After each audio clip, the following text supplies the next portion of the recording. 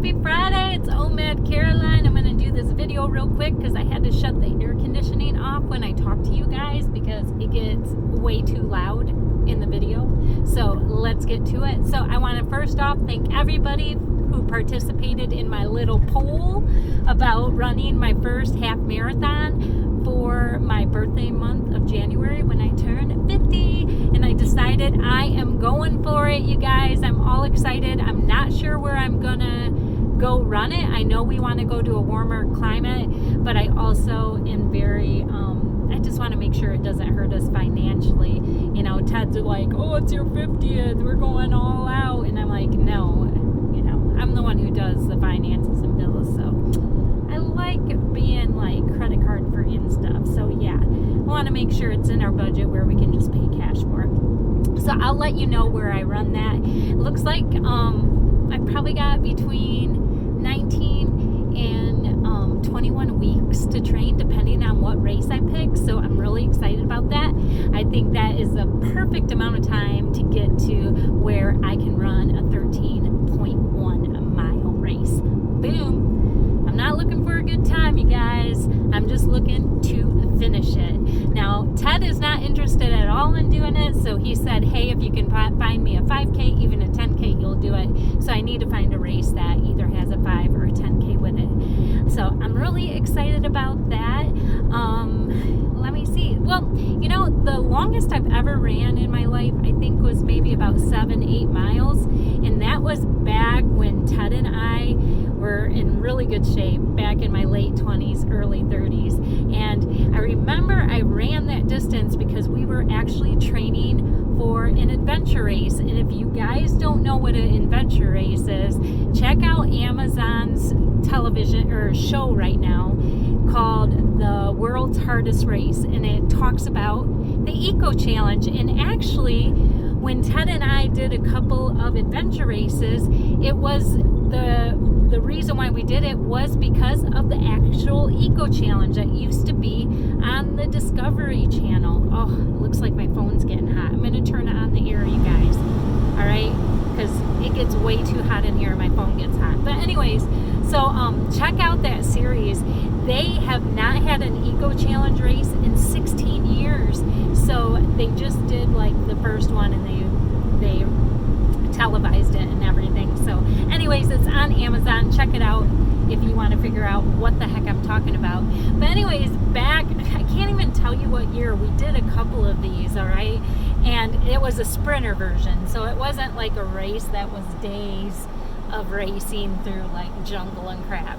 The couple of races we did were, well, the first one we did was in Hocking Hills, and it was down south Ohio. And the reason why I ran for that long of a distance, it wasn't because the running portion of the race was really far. It was because the running portion of the race was very hilly, and I live in a very flat area of Ohio, so I really wanted to get my endurance up. So that's the reason why I pushed hard. We did a couple of those races. The races are cool because like these races were before like Tough Mudder and that ever existed.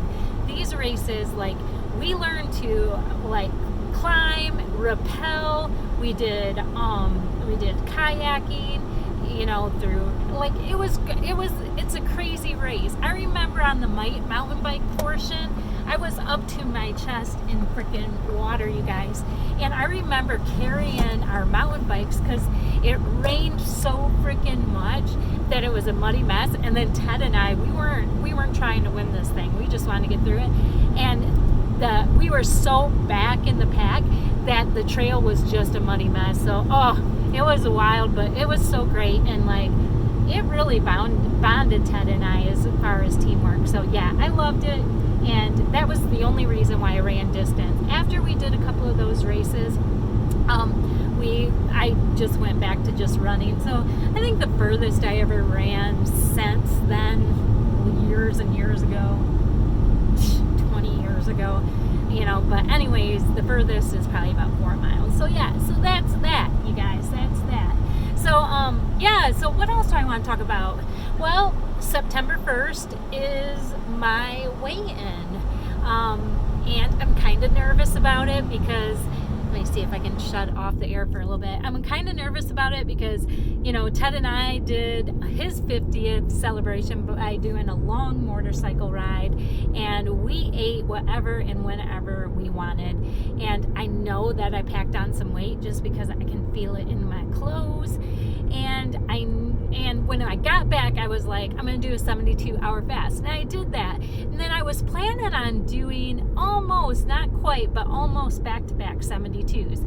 I had planned on only eating on Sunday, Wednesdays, and Saturdays up until my weigh-in. But I decided against that, you guys.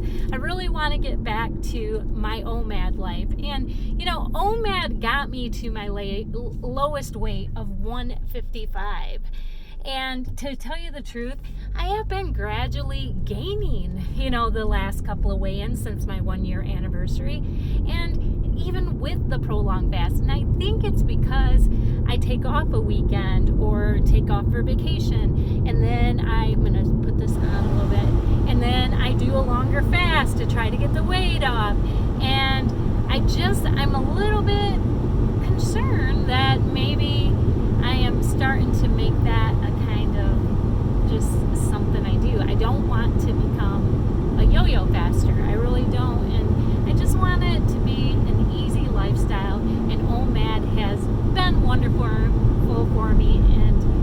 And it's just an easy way of living. You eat one meal and that's it.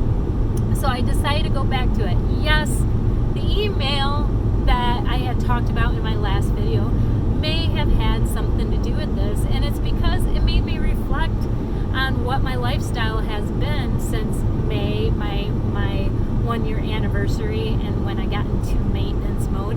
And I realized that, yeah, I have not been consistent on OMAD, and I've been trying to tweak my lifestyle by like, oh, I'll take a weekend off and then I'll do these long fasts, and it's not working for me, and OMAD works for me. Yeah, you guys, September 1st, who knows? Maybe I didn't gain any weight, but maybe I did. And so what if I gained 5-10 pounds? And it'll come off because it did. I got down to my lowest of 155. So I know I'm going to get there again. It may be slow. You know, my weight loss is very slow compared to other very disciplined and more prolonged fasters, but that's okay. And so yeah, whatever September 1st weigh-in it is, I'm gonna stick with OMAD and get back dialed into what I love. I love that lifestyle, and I'm really not sure why I was messing around with it. So yeah, I'm looking forward to that. And heck, if it takes me up until I run my half marathon to get back to that 155, then so be it. I ain't worried about it, but who knows? Hopefully I didn't gain anything. Who knows? Because you know how sometimes it's in your head.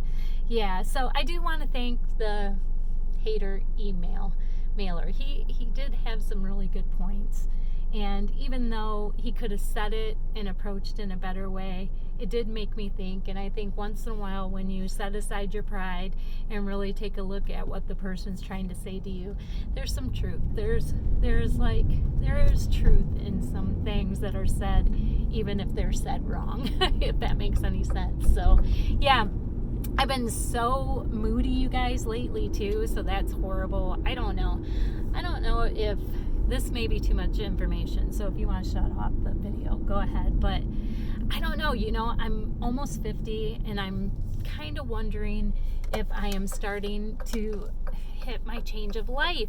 And I know you're probably like wondering, you know, you're probably thinking, well, how would you not know if that's starting to change? Well, when I was 28, I had to get a hysterectomy. I had some cancer in the lining, so I already had my babies and I already had my tubes tied, so it was like, I might as well just be safe and get the hysterectomy. So I did that. So I really don't have like cycles to go by, you know, if they start messing up. I just don't have that. So it's hard for me to know. So yeah, I think that's why I've been running more. I'm just hoping that it releases more endorphins and stuff. But yeah, so that's what's going on with me, you guys. Half marathon is happening. I'm going back to True and Blue OMAD, and I right now am meeting up with an awesome guy for my one meal. Oop.